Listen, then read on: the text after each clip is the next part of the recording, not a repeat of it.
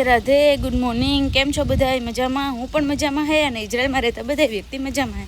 મારે ખબર પડે ગું કામ ઉપર નીકળે ગયા. આજ મારે મોડું જવાનું હતું તો બસ જ્યાં જ બે ઘરના કામ હે 10-11 કલાક.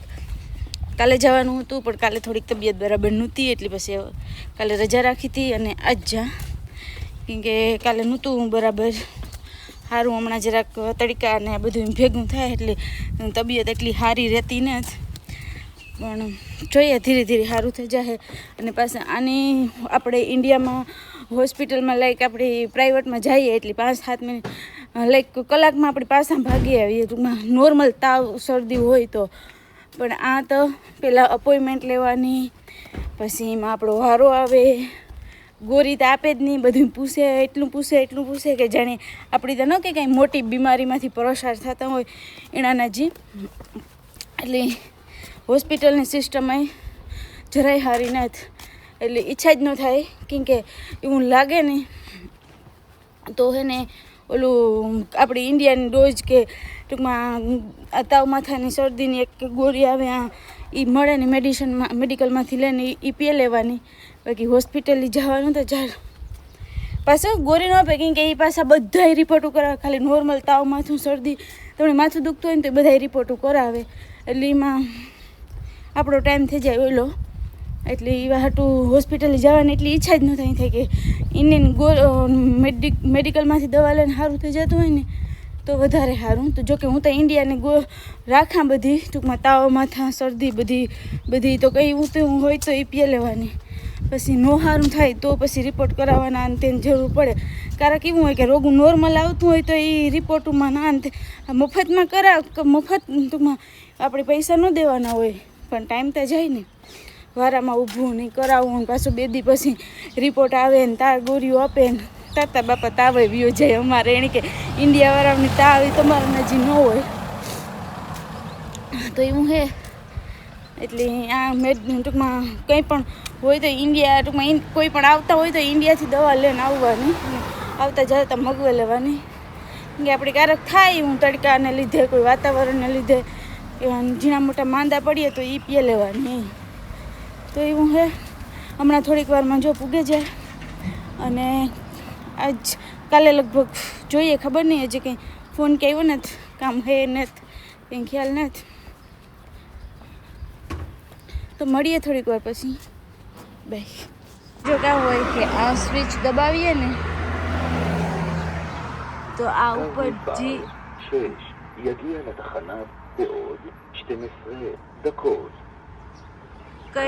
કેટલા નંબરની બસ કેટલી મિનિટ પછી આવી છે ને એ આ બોલતા હોય.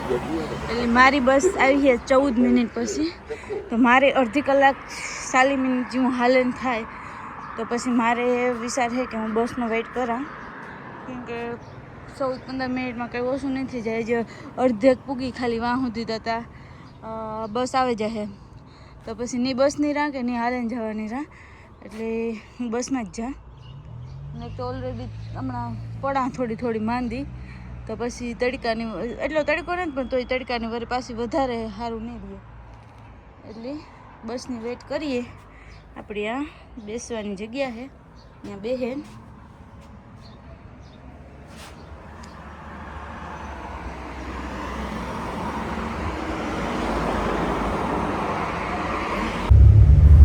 આપણી બસ આવે ગઈ અને આપણી બેહે ગા.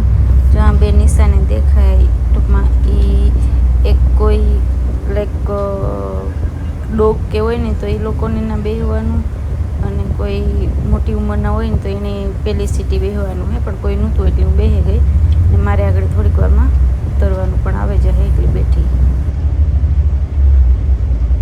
ફાઇનલી હું બસમાંથી ઉતરી ગઈ ને હવે થોડુંક 10 મિનિટ જેટલું હાલેન થાય તો જ્યાં હાલેન હમણાં થોડીક વારમાં પૂગે જાય. મોડું થઈ ગયું કાયમની જેમ, પણ મારે જો કંઈક મોડું જ જવાનું હતું. આખો દીનું હે એટલે હાંજી મોડી આવે, બીજો કંઈ પ્રશ્ન નહીં થાય. અમુક ફેમિલી સારા હોય તો લાઈક કે હું કહેતા કે મારે આજ મજા ને તો હું કાલે આવી તો એગ્રી થઈ જાય.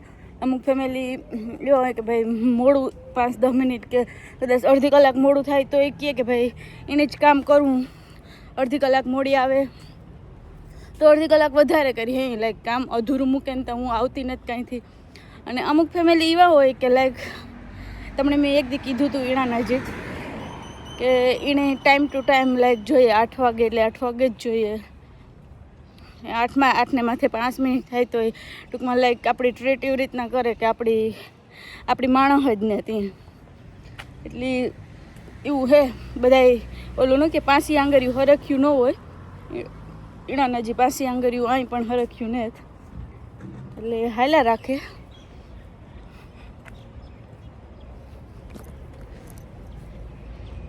પણ ઓલી કહેવત નથી કે ભાઈ તમે તમારું કામ દિલથી કરો અને તમારી નીતિ ટૂંકમાં સારી રાખીને કરો એટલે ક્યાંક ને ક્યાંક ઉપરવાળો આપણી ટૂંકમાં આપણું સારું જ કરે.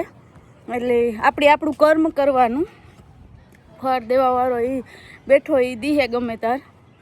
એટલે જાજુ મગજમાં ઓલું નહીં રાખવાનું.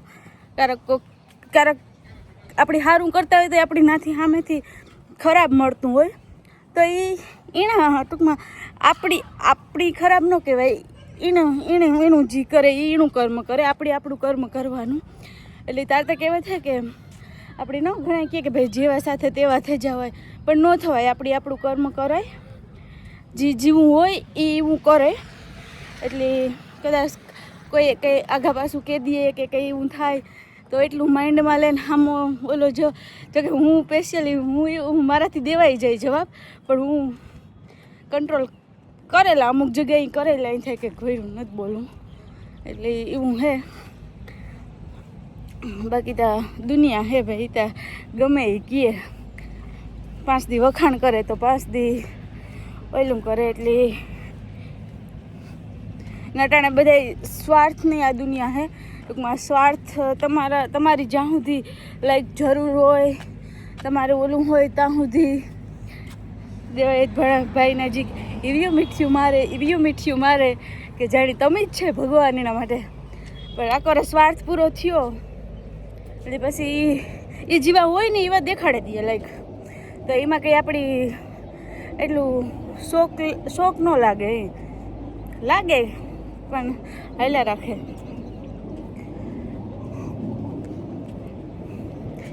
બધા પોતપોતાની રીતના એને કોઈ પણ વ્યક્તિ હોય તો એને એ થાય કે હું હાસો હે, આપણી થાય કે આપણી હાસા હે.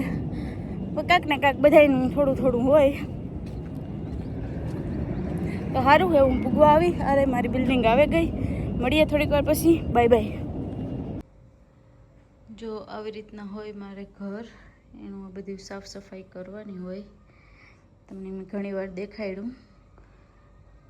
આ સામે મશીન પડ્યું એ કચરા સાફ કરવાનું હોય. જો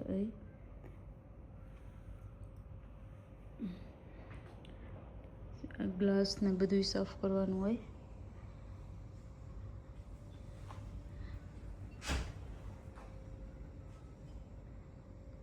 ઓલી સાઈડના રૂમ ને બધું થેગું એ હોલ બાકી હે તો એને આગળ કરે અને પછી તમને પાછું બતાવવા.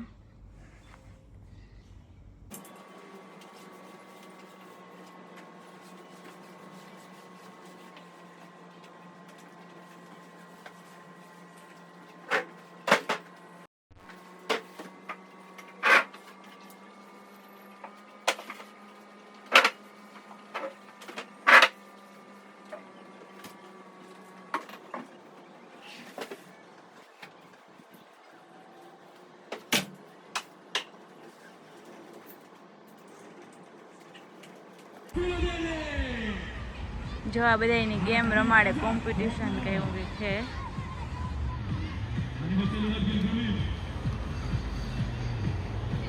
ગ્રાઉન્ડમાં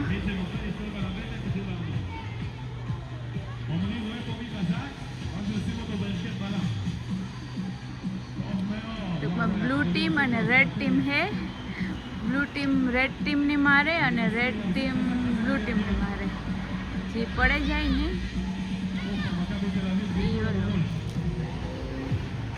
એ રીતના હે.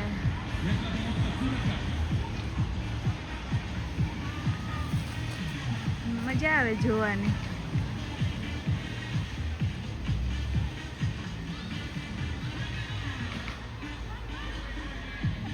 ઊભા નથી હકતા.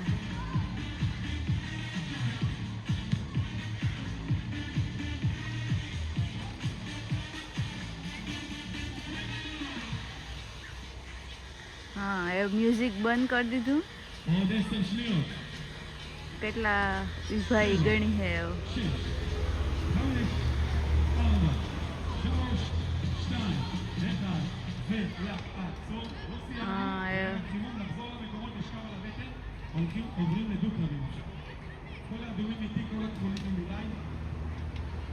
બે ટીમના એક એક હે નીચે.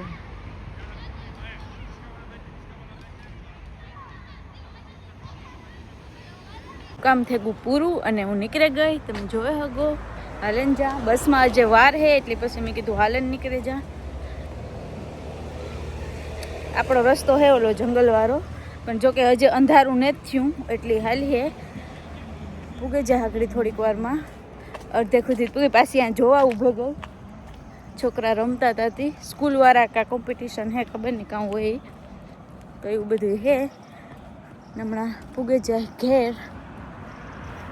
તો મળીએ થોડીક વાર પછી. Bye bye. આપણી વ્યારાનું થઈ ગયું તૈયાર. જો કોઈને જમવું હોય તો ચણાના લોટના પુડલા હે, દહીં હે, ચટણી હે. ઓલા બીને જે આવ્યા ને મને લાગી ભૂખ એટલે મેં બનાવ્યા 2 પુડલા. કોઈને ખાવું હોય તો આવે જાઓ.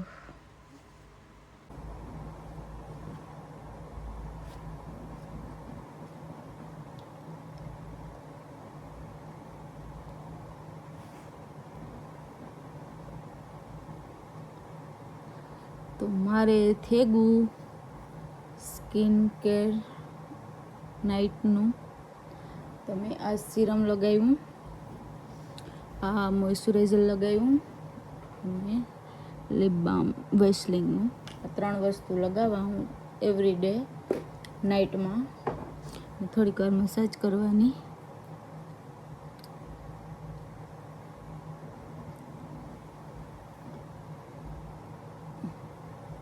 અને હવારી આણીથી ફેસ વોશ કરી નાખા એટલે મસ્ત થઈ જાય. કોઈને યુઝ કરવા ઇન્ડિયાથી લીધા, કોઈને યુઝ કરવા હોય તો લે. હવે ડોટેન કીના હે.